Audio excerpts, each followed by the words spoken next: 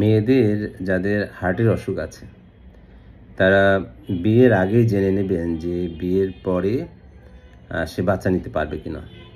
এক্ষেত্রে world health অর্গানাইজেশনের class 4 যারা, তারা কোনোভাবে বাচ্চা নিতে পারবে না। তাদের মধ্যে হচ্ছে যাদের ফুসফুসের ধমনির চাপ খুব বেশি, তারা বাচ্চা নিতে পারবে না।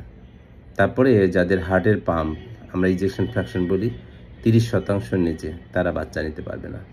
যাদের আগের গর্ভধারণের সময় পেরিপার্টাম কার্ডিওমায়োপ্যাথি হয়েছিল অসুখটা এবং এখনও সেটার জটিলতা রয়ে গেছে, তারা বাচ্চা নিতে পারবে না।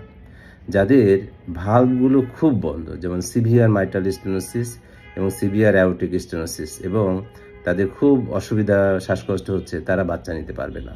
বা যাদের মহাধমনী খুব সংকুচিত, কোয়াক্টেশন অফ অ্যাওর্টা সিভিয়ার, তার জন্য সিভিয়ার ব্লাড প্রেশার বেশি, তারা বাচ্চা নিতে পারবে না।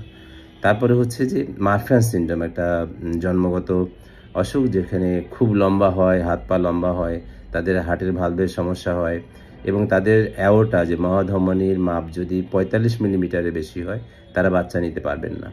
আরেকটা হচ্ছে যে যাদের বাইকাসপিড অ্যাওর্টিক ভালভ থাকে এবং তাদের যদি অ্যাওর্টার ডায়ামিটার 50 মিলিমিটারের বেশি হয়, তাহলে বাচ্চা নিতে পারবেন না। কারণ এই প্রেগনেন্সিগুলো খুবই ঝুঁকিপূর্ণ এবং মাতৃ ও শিশু মৃত্যুর হার খুব বেশি। কাজেই গর্ভধারণের আগেই জেনে নিন আপনার হার্টের অবস্থাটা কেমন। ভালো থাকবেন। ধন্যবাদ।